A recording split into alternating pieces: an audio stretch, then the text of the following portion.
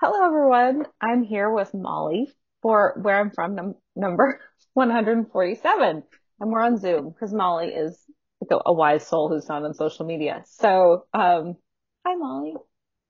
Hi, Allison. Molly and I know each other because we work together on the sibling loss community that you can find on the website, Loss of a Lifetime. And we have a book club and we're working on anthology. And originally I met Molly because of her mother, Margot, who I should have looked what number her poem was, but she joined me for a poem a while ago, and introduced Molly and I because Molly and I have both lost brothers. So I just figured I'd say how we know each other. Yeah, great. Yeah. So anything that you want to chat about or say, or we chatted before we started recording because that's the luxury of Zoom. So Yep. we don't have to catch up. Is there anything you want to say about, we can talk about it after too, but if there's just anything you wanted to say about the process of writing the poem or your experience or anything before you start. I don't think before. I mean, I definitely have things to share about the Yeah, experience, but I can share them after I read. sounds good. And I'm going to try my best not to cry, but I can't make any promises because my shoulder is still not great. And I'm like super emotional. So that's my, my warning for everyone. So, No problem. okay, go ahead. Okay. I am from Sea Creature Painted Dishware, from Häagen-Dazs ice cream and LL Bean real maple syrup. I am from the boxy brick house with big windows, flooded with natural light, walls lined with framed photographs and artwork. Cherrywood floors downstairs, perfect for sliding across in socks and covered in yellow lab hair, and sandy carpet camouflaging our occasional forbidden adventures of sneaking our sweet, obedient dog Bronco upstairs. I am from Douglas firs, standing like guards, leaning with the wind but firmly rooted, knowledgeable and ancient, weathering the gray, damp Portland sky. I'm from waiting at the top of the stairs on Christmas morning until everyone is awake and being quiet and attentive when Survivor or Amazing Race was on TV. I'm from Margot Miller and Dan Folks. I'm from nightly bedtime stories and the hugs, kisses, and I love yous that religiously followed. From make good choices and, well, what's the worst case scenario? I'm from Sundays spent at our church of choice, the softball field, the sport court, or the bonus room, playing games while classic rock hits kept a steady beat in the background, each track prompting my dad to ask, okay, now who sings this one? I'm from Folsom, California, and a long line of native Californians, homemade chocolate chip cookies, and buttermilk pancakes with a secret ingredient. From the daring father who enthusiastically bungee jumped off a bridge in New Zealand, and the brother who almost followed in his footsteps at age 11. The courageous mother who moved across the country at 21 to forge her own path. In various bins and boxes, and on the walls and shelves at my parents' house, photos and videos chronicle our lives and memories, reminding me that, despite the insurmountable loss of my brother and the 10 years we've navigated the world without him, all of it happened, and we will always be a tight-knit family of four, with a pup nearby to quietly nudge us to correct the 4 to a 5.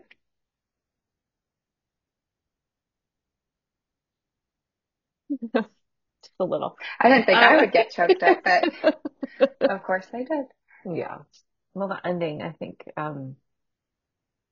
for me, it's something we've talked about so many times in our phone calls about, what do you say when someone asks you how many siblings you have? And that's such a Yeah, beautiful answer. yeah, Um, and I think it acknowledges like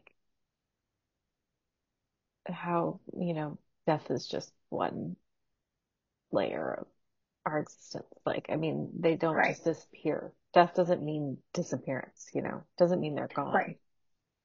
Um, I think that was something that I really loved about the exercise of writing this poem. Um, I don't know if we've talked about this in our group or you and me or you, me and Lynn, but just the way there's life before the person dies and life after. And I think this poem required me to spend a lot of time thinking about life before, Yeah. which was really lovely, but it was Yeah. also a challenge in a really good way. Hmm.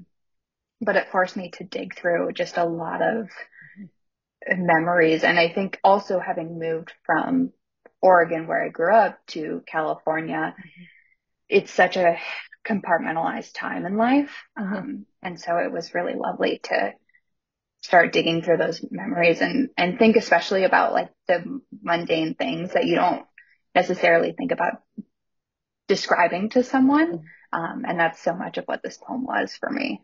Yeah. I felt the same way the first time I wrote one, like to have sort of the excuse to sit with those memories, and not feel like, oh, I'm being sad or morose or, like I'm actually just doing this thing that I'm supposed to be doing the assignment. Yeah. And, and how, yeah, I don't know.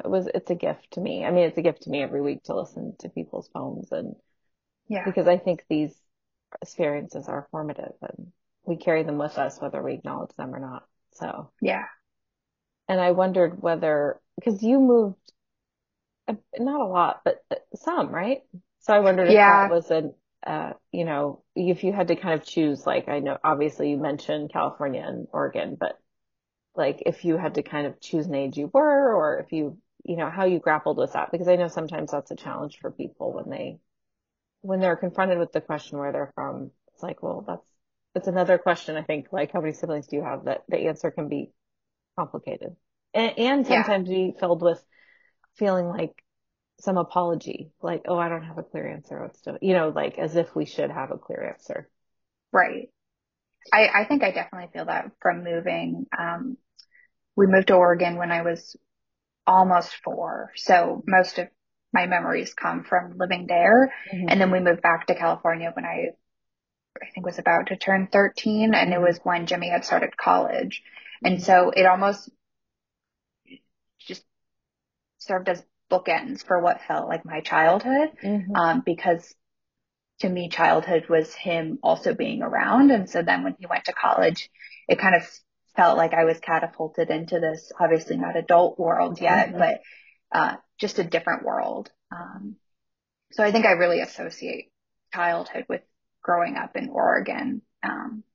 Yeah, Yeah, I love the description of the Douglas firs because I feel the same way, like they're friends, and yeah, their support and their watchfulness and those same feelings about, I mean, really any tree, but those ones are particularly majestic. Um, yeah. so did you know, like you were just right about Oregon? So it was clear to you kind of when you began to. I think so. Mhm. Yeah. And there's no mention of Jimmy's treatment, right? Mm-mm. Yeah. So was that a choice you made or did that just naturally come where it wasn't part of your Well, memories? I had started to write about it in the very last section. Hmm. Um, and kind of coincidentally, I think the last 2 prompts in the poem are on the second page Hmm. of the PDF. And so Hmm. I initially didn't see the second page. And so I wrote this really long blurb at the end, which did kind of mention it. Yeah. I saw, I can't remember if I saw the second page or I was Hmm. just listening to other poems and I was like, am I missing something? Um, Yeah, because they talk about it's kind of a wrap up, the last two. exactly. So that definitely helped me revise it. Hmm. Writing about it was really cathartic. But I think I also love this poem because I think we've talked about this, but in talking about someone who has died, there's this feeling of like you have to talk about them only in a sad way, or it's only a sad topic, and which sucks. And so I love that this poem was not talking about those things Yeah. because, there was so much Yeah. life outside of Yeah. his illness and the treatment and the surgeries and like Hmm. for most days we were just Hmm. normal kids getting in Hmm. trouble and playing Hmm. outside and being mischievous and, so, Hmm. um, yeah, I really liked that this gave me an opportunity to write about all of that. Yeah. Yeah. I mean, I think that's the brilliance of the prompt. Like you can take it any direction you want. Wherever you're Yeah. feeling moved, you can. Um, Yeah. but it is nice to think, I think, because all the pictures I see of you and Jimmy are so sweet and Right. joyful. And like, if I didn't know the backstory, I'd have no idea. It's Right. not like I look at them and go, oh, there's a real, cloud of sadness. Like, no, they just look Exactly. adorable. Right. So, and that's home speaks to that too. Like, Yeah. um, and what a loving older brother he was, Yeah. and how, um, you carry that family of four, like that you're always a family of four. Yeah. Well, and it took me a really long time to reach that place Yeah. of, being able to feel that way and also verbalize it to people. Yeah, I can see that. Because I think other people really struggle with Yeah. that too. Hmm. With, Yeah, because people want yeah. you to edit. I mean, I feel that there's a Hmm. certain amount of pressure to edit your family structure based on that. Like, oh, you're an only child now, and I'm Right. guessing that you don't really ever feel like an only child. No. Yeah. Yeah. Yeah.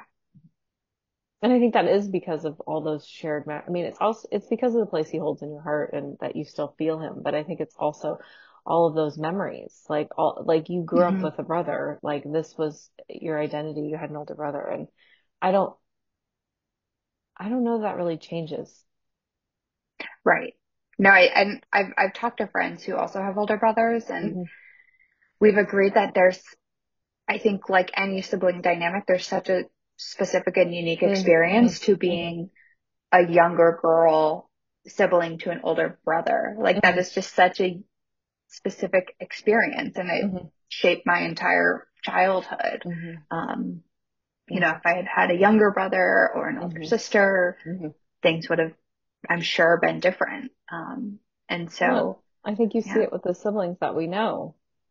I mean, the way Hmm. that Lynn is an older sister. Like the relationship she Right. has with Will is very different than your relationship with Jimmy. Like Yeah. yeah, those places in the family, like whatever, a hierarchy is not the right word, but the ladder of The order. Yeah. yeah, the order. Thank you. The order. Yeah. Yeah. Yeah. I think especially, not especially, but I think it's lovely because yours was positive, like, and as I think we imagine older brothers would be, like loving and caring and, Right. challenging, but ultimately protective. Right.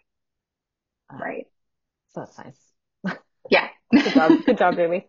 Um, well, anything else? I mean, I can talk about Jimmy and you and your family at length, but is there anything else you want to talk about with the poem? So the other thing I wanted to mention was from the beginning, I've said I would love to have, different people from the family on because it's like I don't know. So you're my first mother-daughter. You and your mom, Oh, wow. I Margot. didn't know that. Yeah. The only other family I've had is cousins, which was also Okay. really interesting. And they live like in different, but they had this overlap. So it was really neat seeing where their two poems intersected. Um, Right. so I need to go back and read Margot's. But anyway, you're my first um, nuclear family pair. So, Oh, how special. I didn't know hmm, that. yeah. Go folks. What's your Yay. last name? Not folks, but folks. Right. Um, but I don't know. Was she excited you were doing this?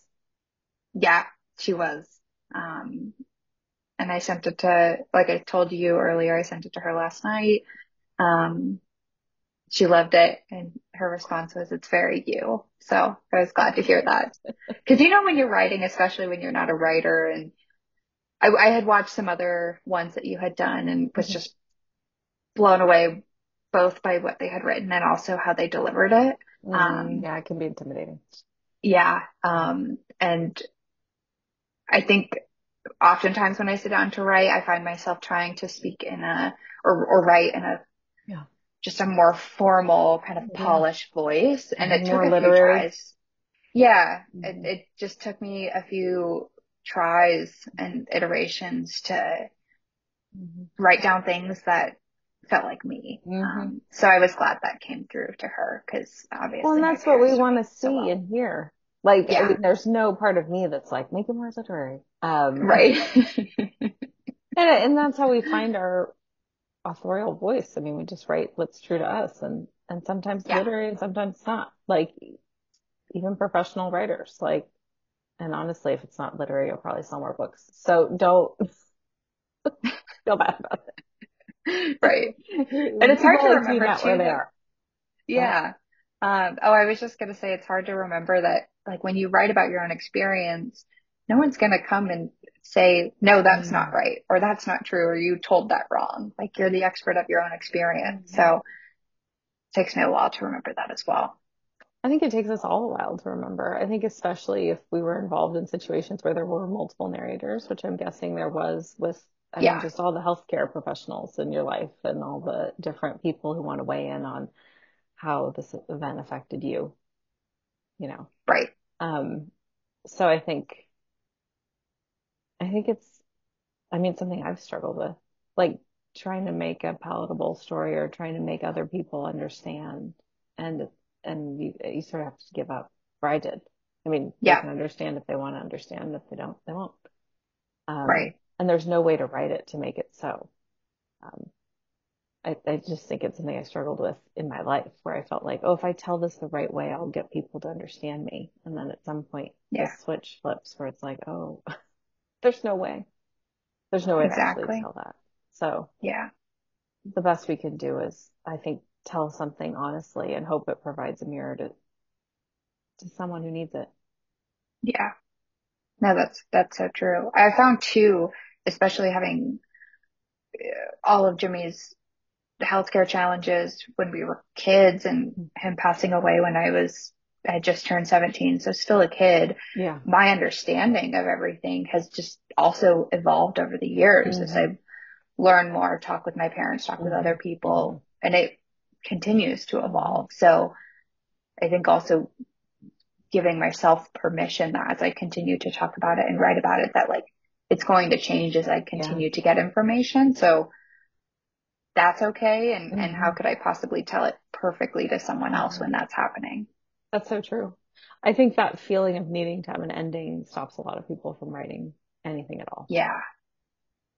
Like, I need to get to the point where it all makes sense or there's a clear ending or, and that's just not actually the way life works. I mean, you could not want Right. to write about, I think it actually makes a lot of sense not to write about something when it's very fresh and raw because you're still processing it. And I think it can be incredibly vulnerable to write about something and share it with people when you yourself haven't processed it.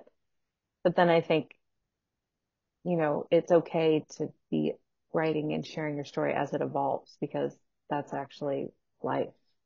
I mean, Yeah. I, in a way, I think for me to begin to process all of my complex feelings about Michael, I actually had to start writing about him. Like I had to make space for him in my life. And the way I did that was to start writing about him Yeah. because otherwise I Yeah. I just agree. wasn't going to make space. Right. Um, but yeah, I think it definitely is a obstacle. Feeling like, oh, I don't know enough about this, which is funny. Like you say, it's your life. You're the expert. Right. You know plenty. You know the most. Yep. Yeah. You might not know everything, but you know as much more than anyone else. Right. So And funnily enough, somehow it doesn't feel like I enough. know. I know. It is interesting sort of thing to think about. Like, at what point do I trust my own version of myself? Yeah. Mhm. Well, that's really thought provoking. I think worthwhile, whether you're a writer or not, to just kind of think Right. about your own, like, believing yourself. Yeah. Mhm. Yeah. Okay. Well, any other last thoughts, Molly? I mean, I can't think of anything more deep to say than that. So, No, I don't think so.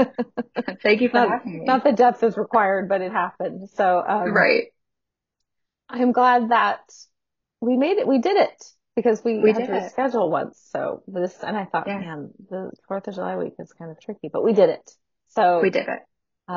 it's always a pleasure to talk to you, Molly, and I'm so grateful you're in my life, and gonna cry. And I'm really grateful to your mom for connecting Yeah, us. And sort of me just too. like I mean, the email she sent me was like, hey, Molly's been trying to connect with siblings for a long time and she keeps trying and I don't know. And we just jumped on a Zoom and for me, it's like, I think it's a good reminder if you feel the impulse to try to connect with somebody, even if it doesn't make sense, you know, sometimes it's worth just trying.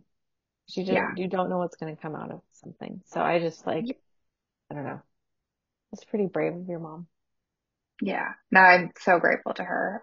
The feeling is very mutual. And it also, as I was, reading my poem last night, it would just also made me think about now I can't remember when she sent that email last year, but how Mhm. much time has gone by and like how wonderful, our relationship is and Lynn and our group and how much has happened since and how I life know. changing it's been. Hmm. I just can't believe it. I know. It's amazing. It Yeah. is. So thank you for being my life, Molly. And thank you, Margot, Thank for you. bringing us together. Yeah. And I'll talk to you soon. Sounds good. Okay. Okay. I'm gonna stop recording, everyone. Oh, shoot. I tried to leave the meeting. I'm gonna stop recording, everyone.